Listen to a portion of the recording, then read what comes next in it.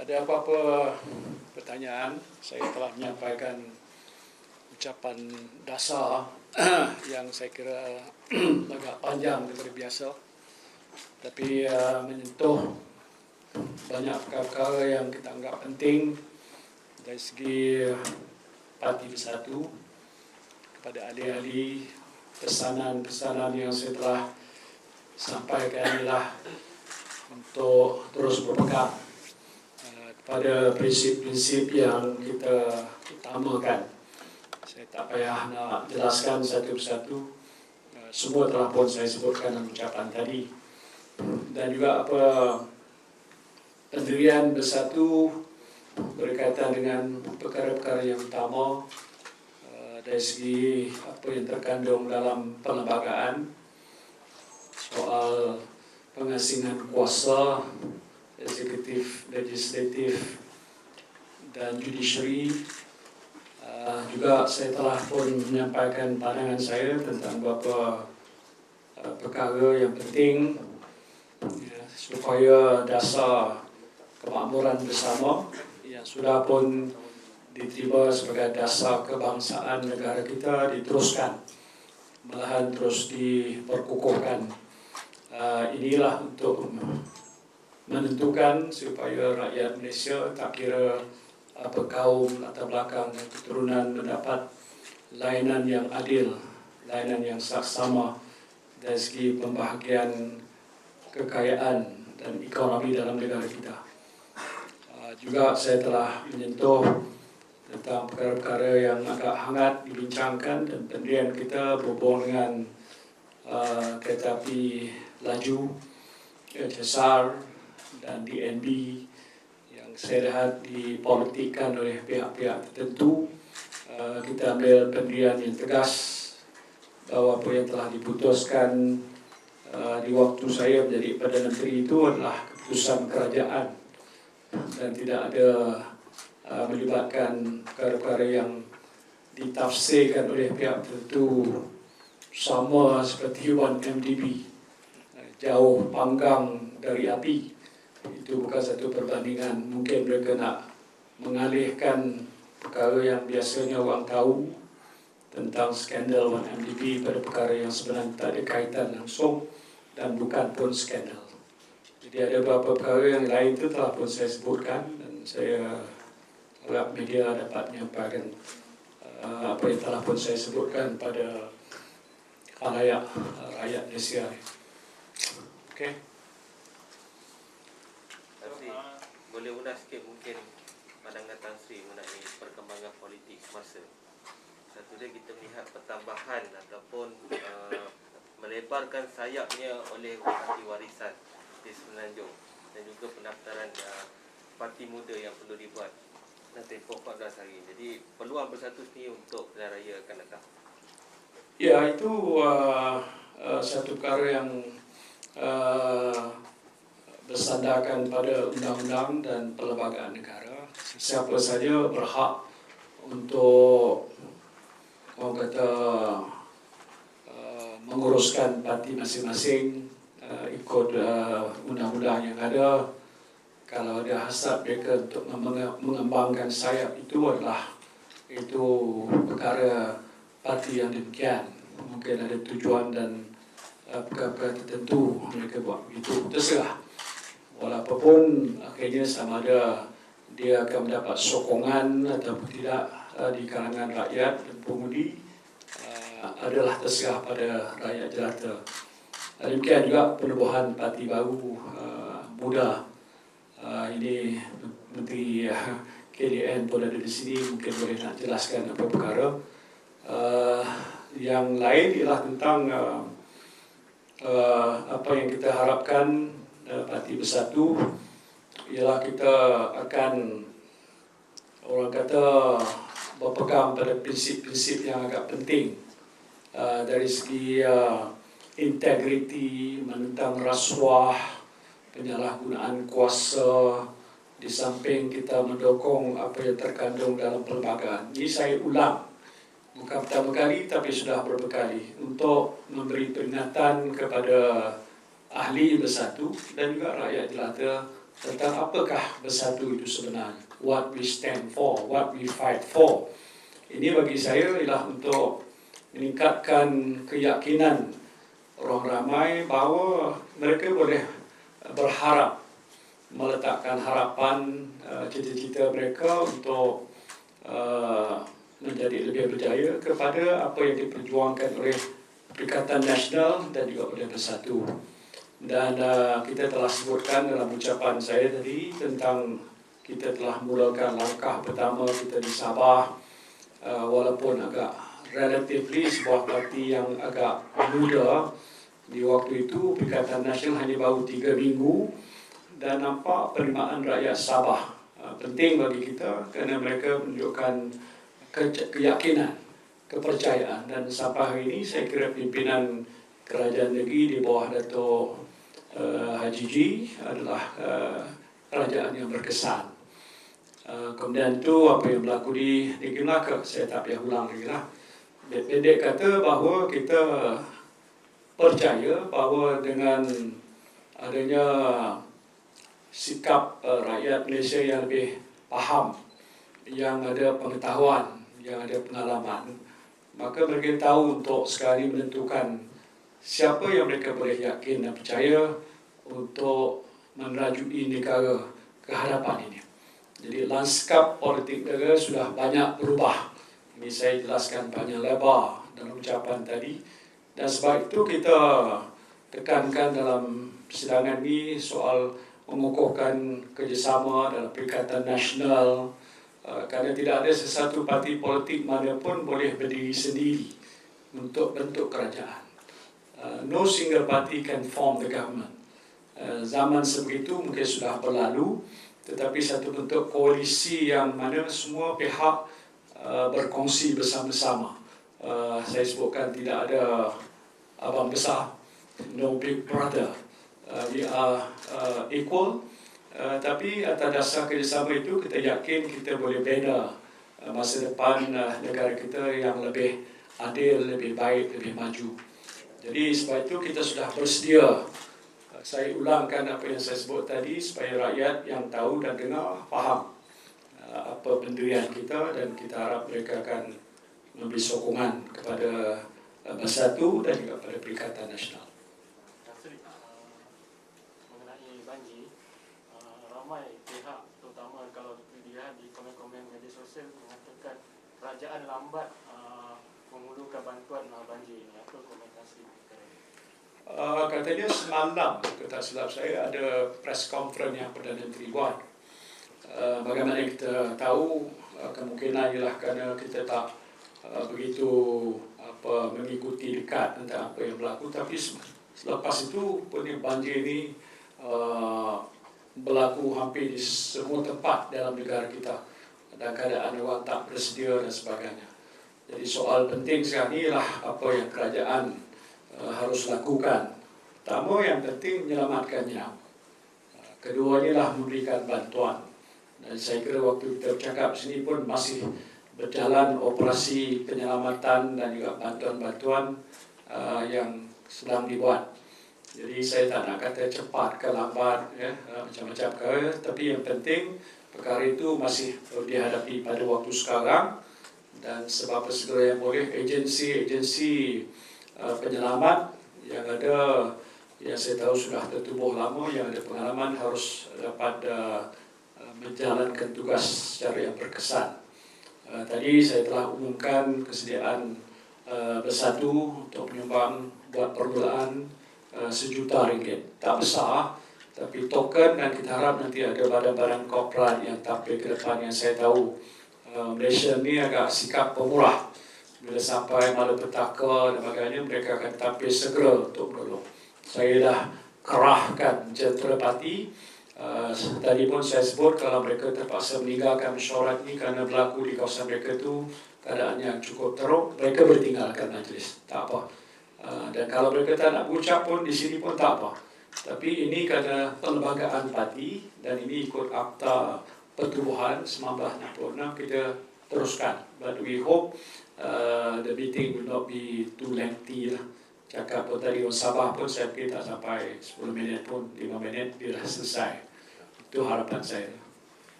Tan Sri, ada dua soalan. Yang pertama, mungkin Tan Sri boleh komen sikit cadangan Datuk Seri Idris Harun untuk PH bekerjasama dengan Perikatan Nasional pada pilihan raya akan datang. Soalan kedua saya ialah, memandangkan PAS sudah bekerjasama bersatu, adakah kita akan jangkakan kehadiran bersatu sebagai exco kerajaan negeri di negeri-negeri yang ditadbir oleh PAS seperti Kelantan, Terengganu? Yang pertama itu saya dibaca, dan saya fikir ada juga yang telah respon pada komen di mana Presiden telah buat pernyataan dan sebagainya. Dalam bentuk PH yang sedia ada ni tak mungkin. Bukan kita tak suka perpaduan, pasal ada banyak yang agak ketara perbezaan. Saya dulu ada pengalaman di situ kan. Sebab itu kita buat keputusan untuk meninggalkan PH. Jadi berpegang pada prinsip yang telah pun saya sebutkan banyak tadi, sukar. Tak tahulah ada satu perubahan besar yang berlaku dalam PH. Antara faktor yang menyebabkan kita tidak bersedia untuk bersama-sama ialah kerana satu daripada parti yang ada dalam tu dilihat sebagai tidak terlalu pro ataupun tidak pro Melayu, Bumiputera, banyak sejarahnya mempertikaikan hak dan sebagainya itu. Jadi kita tak boleh bersama dalam mana jamaah yang mana ada pada situ. Ataupun saya tak payah sebutlah komponen parti-parti yang lain. Jadi sebab itu saya tak fikir perkara itu boleh berlaku kecuali agak ada rombakan besar berlaku dalam PS yang menyebabkan kita boleh meneliti balik. But up to now, I don't think so. Soal kedua, apa tadi, PAS? Memandangkan PAS sudah bekerjasama dengan bersatu, Ya. kita jangkakan ahli-ahli bersatu akan berada di kursi-kursi PAS di negeri-negeri takdiran. Ini kadang kita dalam Perikatan Nasional dan kita sudah ada persefahaman. Pentingnya dalam pilihan raya yang akan datang dan juga contoh di Melaka, dalam PN kita tak bertembung dan berlawan sama sendiri. Itu prinsip untuk boleh menang.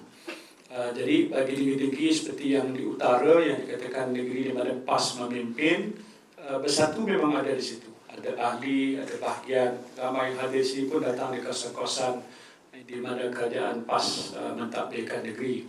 Cuma bila sampai pilihan raya, macam mana biasa, kita akan bincang. Persefahaman itu sudah ada wujud terjalin, tapi kita kena halusi bagaimana kita nak menyelesaikan pembahagian kursi dalam pilihan raya ke hadapan. Pastinya kita nak cari jalan, jangan ada langsung pertembungan. Itu akan bercanggah dengan dasar Perikatan Nasional. Mesti ada bentuk saling menghormati dan juga bekerjasama di antara satu sama lain sebagai ramuan resepi untuk kita boleh kemenangan. Jadi walaupun tadi Kelantan, Terengganu, PAS memang sama lah ada sini, tapi bersatu pun ada. Dan kalau kita berfikir di kawasan-kawasan tertentu kita ada kekuatan, yang kekuatan itu juga membantu komponen parti yang lain seperti PAS ataupun Berakan, maka kita akan bincang dengan mereka. Jadi bagi saya adalah satu cara yang terbaik untuk mengelakkan salah faham dan sebagainya. Ada lagi? Tan Sri, adakah bersatu sekarang dengan kerjasama yang sekarang ada akan mencapai matlamat di PRU 15 nanti? InsyaAllah. Kita yakin kerana saya tak payah nak ulas. Pertamanya semangat ahli-ahli parti macam mana yang ditunjuk dalam report ini cukup tinggi. Semangat ahli-ahli komponen parti dalam Perikatan Nasional untuk terus bekerjasama cukup baik.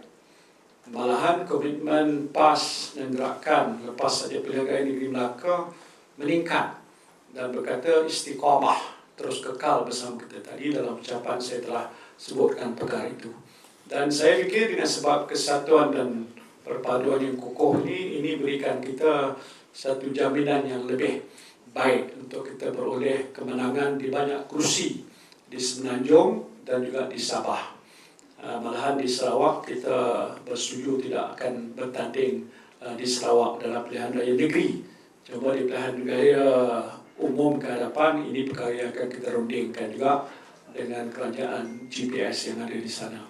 Jadi bagi saya, kita sudah bersedia dari segi bentuk kerjasama. Malahan PAS PAS utamanya bersama dengan Bersatu adalah pengasas kepada Perikatan Nasional.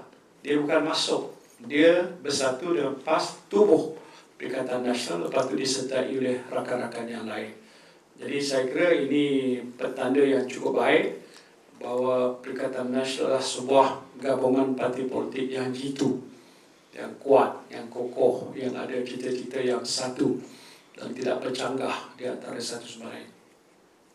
Tan Sri, beberapa pemimpin UMNO mendesak supaya pilihan raya diadakan lebih awal. Itu yang pertama. Yang kedua dia, bagaimana Tan Sri melihat bahawa mesyuarat UMNO bahagian baru-baru ni menyatakan sokongan kepada Perdana Menteri untuk meneruskan sehingga 2023. Adakah ia satu Soal untuk menentukan masa yang sesuai untuk pilihan raya ini adalah terletak di atas tangan Perdana Menteri, yang nanti kalau dah diputuskan dia akan menghadap Yang di-Pertuan Agong untuk mohon Parlimen dibubarkan. Tetapi saya nak sebutkan, dan ini saya sebutkan tadi dalam ucapan, waktu mana Bersatu dan rakan-rakan PN mengusul dan mencalonkan Datuk Ismail, bukan UMNO, kita calonkan dia, UMNO sokong. Balik kan, ada beberapa terma-terma kesepakatan yang telah pun kita jalinkan antara saya, rakan-rakan PN dengan Datuk Ismail. Pasal yang dicalonkan beliau, bukan parti beliau. Sebab tu dia jadi Perdana Menteri.